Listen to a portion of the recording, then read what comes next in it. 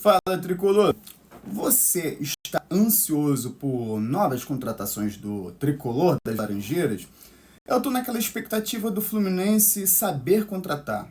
Não importa se o Fluminense contratar somente dois jogadores, desde que esses dois jogadores realmente façam a diferença. Porque os jogadores que a gente recebeu no plantel, os jogadores que vieram por valores muito altos, estão atrapalhando o time e, inclusive, a ausência deles ajudam o time principal.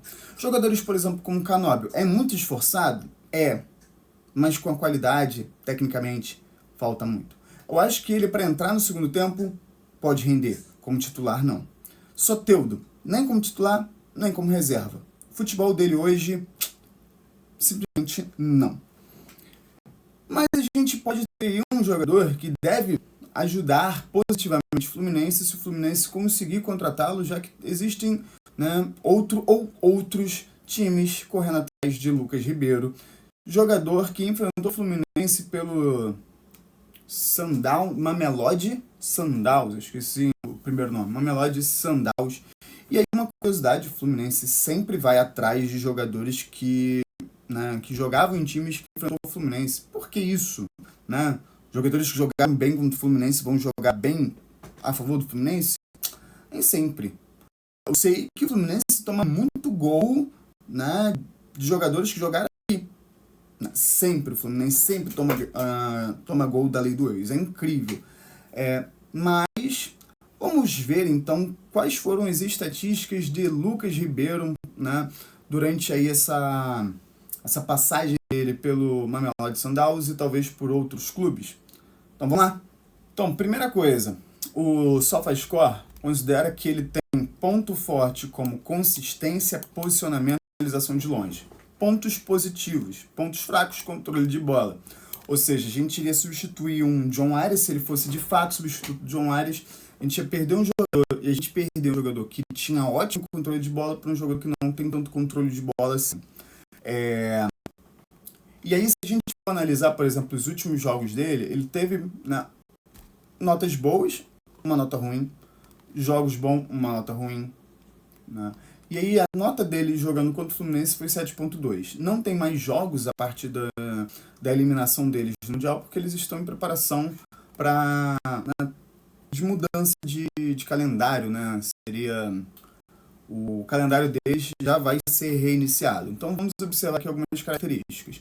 No geral, ele teve 3 jogos aqui em 2025, né, pelo Mundial, um gol, uma assistência média de 7.6. Ele, no calendário 2024-2025, ele teve aí, 39 jogos, teve 27 participações em gols em 40 jogos aproximadamente. A relação à finalização. Nesses 40 jogos, ele teve 102 finalizações, né? E o SOT, que seria o quê? Finalizações no gol. Ou seja, ele teve 102 finalizações e 41 finalizações no gol. Vamos fazer uma conta rápida aqui. Ele tem uma média de uma finalização no gol por partida. Isso pode ser muito, pode ser pouco. Pode ter jogo que ele não chutou, pode ter jogo que ele chutou 2 vezes. Mas, na média, uma finalização no gol por partida. Em relação, por exemplo, à finalização para fora, no geral, são uma média aí de 2,5 finalizações em direção ao gol, mas que não foi para o gol, né, por partida. No jogo coletivo, a gente tem aqui 66 passes-chave, né, e 10 assistências. 66 passes-chaves dá uma média de 2 passes-chaves, né, por jogo. Isso é muito bom. Passes-chave seriam aqueles passes pré-assistência, seriam aqueles passes que quebram uma defesa, não necessariamente saiu gol, mas foi uma chance de gol. Isso é considerado passe-chave. E 17 grandes chances criadas, ou seja, quase uma grande chance criada a cada 2 jogos. E 66 dribles bem-sucedidos em 39 partidas. Em relação, por exemplo, a percentual de acerto de passe, ele tem 78%, né, nível brasileiro isso é pouco. Lá no Mundial ele teve um percentual muito bom, 88% praticamente, 87,5% e 85,5%. de bolas longas seria 87, de passes curtos 85. Isso é um percentual bom. É um percentual bom.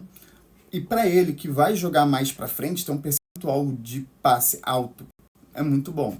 Isso daqui é uma média do Ganso quando o Ganso está jogando mais ofensivamente. Que é aquele passe em que você tem muitos jogadores marcando e você ali vai tentar uma bola mais profunda e geralmente acaba errando esse passe. Então, é uma média mais ou menos do Ganso ali. O Ganso tem ele próximo de 80, 82, 78, dependendo ali da temporada. Esse mesmo jogador que é o Lucas Ribeiro, tem uma quantidade de jogos que ele jogou por cada uma das posições aqui. Ele teve jogando meia direita na parte defensiva, ou mais na parte central, ele teve 8 jogos. Meia, um jogo. Meia esquerda seria isso? Meia esquerda seria meio ofensivo, 24 jogos, como um segundo atacante 61, ponto esquerda 16, ponto direita 53 e como atacante mesmo centralmente 17. Ou seja, onde ele mais se destacou, onde ele mais jogou foi 53 jogos como ponta direita e aí a segunda como meio ofensivo 24 partidas, ou seja, foram jogando como ponta direita, foram 53 partidas, 21 gols e 12 assistências. E aí, como ponta esquerda do outro lado, 16 partidas, 10 gols, 3 assistências. Ou seja, ele tem uma versatilidade boa ali. Talvez seja um jogador parecido com o John Ares. E adaptação e relação, por exemplo, à criação de jogada. Ele tem uma quantidade de assistências muito boas, em 53 jogos. 12 assistências, isso dá mais ou menos uma média de uma assistência a cada 5 jogos. Isso é uma média relativamente boa. Se a gente pega, por exemplo, o Ares teria talvez 2 assistências a cada 5 jogos. Mas, enfim, não é um lugar do campo onde você sempre vai estar criando oportunidade. Mas, é uma boa.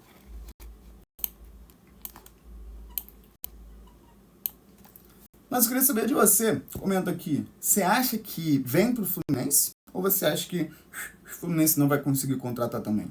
Se você acha que vier pro Fluminense, você acha que vai ser uma boa contratação? Você acha que é uma boa pro Flusão ter um jogador igual o Lucas Ribeiro? Ou você acha que outros jogadores poderiam render mais? Não, o Fluminense sempre aposta em apostas. Ou seja, o Fluminense é um apostador em apostador. E aí a gente às vezes imagina que a gente poderia ter um jogador que já seja mais consolidado. Mas jogadores já consolidados geralmente custam mais caro. O Fluminense não quer isso, não quer colocar muito dinheiro na mesa, porque em mercados inflacionados é muito mais caro ainda. Então é isso, deixe seu like, me siga aí para me ajudar, hype esse vídeo e valeu!